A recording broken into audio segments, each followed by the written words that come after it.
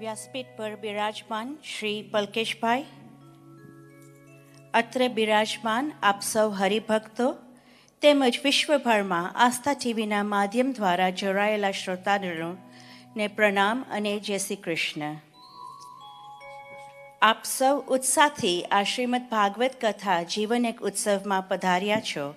આપ સૌનું પ્રેમભર્યું સ્વાગત છે. આજે ગ્રીનફિલ્ડ જલારામ મંદિરથી લેડીઝ મંડળ આપ સૌ પધાર્યા છો અને તેઓના પ્રતિનિધિ છે પ્રેમિલાબેન અને મધુબેન. તો આપ સૌનું અમે પ્રેમભર્યું સ્વાગત કરીએ છીએ.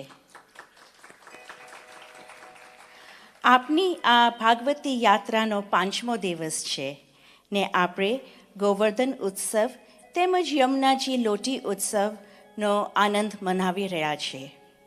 જ્યાં ભાગવત કથા થાય છે ત્યાં ભારતના સમગ્ર તીર્થો આવીને વસી જાય છે. તો રોજે મારી કોશિશ છે કે આપણે સૌ ઉત્સવ મનાવી રહ્યા છે. આ કથાનો હેતુ છે જીવન એક ઉત્સવ. તો મારી કથાની યાત્રામાંથી અત્યાર સુધી જે સૂત્રો મને મળ્યા છે, જેનો લાભ થયો છે, રોજે એમાંથી એક સૂત્ર આપ સૌ સાથે હું શેર કરું છું. તો આજનું એક સૂત્ર તરફ જઈએ, જે એક દ્રષ્ટાંત દ્વારા આપ સૌ સાથે શેર કરીશ. તો એક 25 વર્ષનો યુવક યુનિવર્સિટીમાં ડિગ્રી પ્રાપ્ત કરીને જીવનમાં બધું જ પ્રાપ્ત કર્યું હતું અને તેને સુખી થવું હતું. તો એને એક લિસ્ટ બનાવ્યું કે જીવનમાં સુખી થવા માટે એને શું શું જોઈએ. તો લિસ્ટમાં લખ્યું આરોગ્ય, પરિવાર, ઘર, નોકરી, પૈસા, મિત્રમંડળ અને સમાજમાં પ્રતિષ્ઠા. આ બધું લિસ્ટમાં લખી અને એને થયું કે કંઈક આમાં ખૂટે છે, પણ ખબર નથી કે એ શું છે.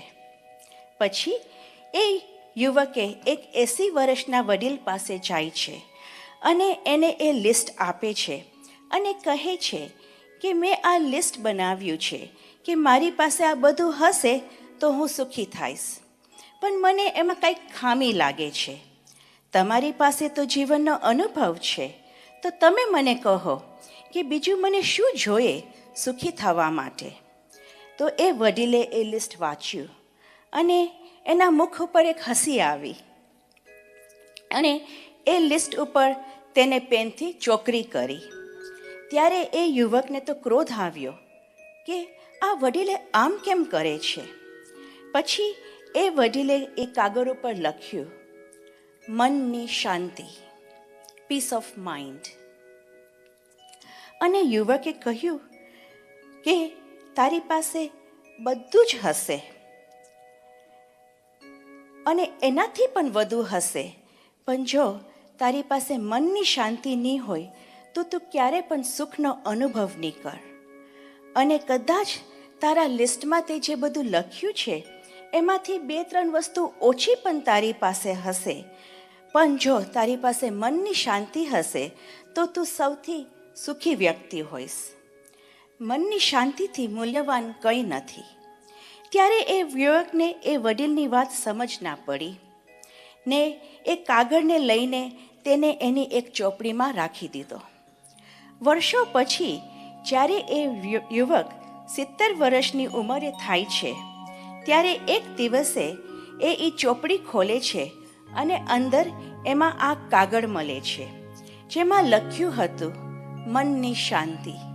અને ત્યારે એ 70 વર્ષના વ્યક્તિને પેલા 80 વર્ષના વડીલની વાત યાદ આવી અને એના જીવનના અનુભવમાંથી એને સમજાયું કે મનની શાંતિથી વિશેષ બીજું કંઈ નથી સુખી થવા માટે. તો મનુષ્ય દેહની પ્રાપ્તિ દુર્લભ છે. પરમાત્માએ દેવતાને ચાંદીનું શરીર આપ્યું અને માનવને માટીનું શરીર આપ્યું અને કહ્યું કે માનવનું શરીર શ્રેષ્ઠ છે. તો માનવે પરમાત્માને પૂછ્યું કે ચાંદીનું મૂલ્ય તો વધારે છે માટી કરતાં, તો પછી માનવનું શરીર કેવી રીતે શ્રેષ્ઠ છે. તો પરમાત્માએ દેવતા અને માનવને એક બીજ આપ્યા અને કહ્યું આ બીજને ગ્રહણ કરો જેથી બીજ ઉગે.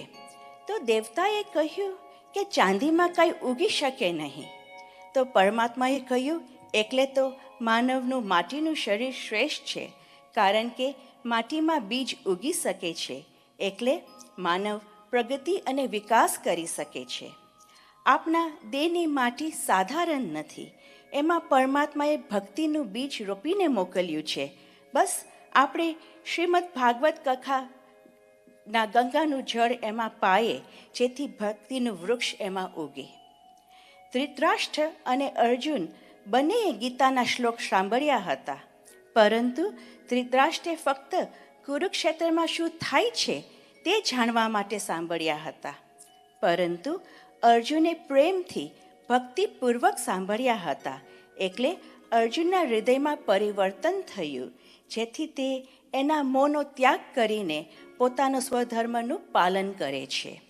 તો આવો આપણે પણ પ્રેમપૂર્વક કથા સાંભળીએ અને આપણા મનની શાંતિ અનુભવ કરીએ.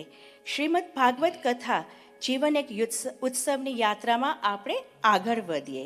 તો હું શ્રી પ્રકેશભાઈને પ્રણામ સાથે પ્રાર્થના કરું છું કે બાલકૃષ્ણની રૂડી મજાની વાતો આપણી બધાની વચ્ચે વહેતી મૂકે, જેથી આપણે આપણા જીવનને એક ઉત્સવ બનાવીએ. સૌને જય શ્રી કૃષ્ણ. જય શ્રી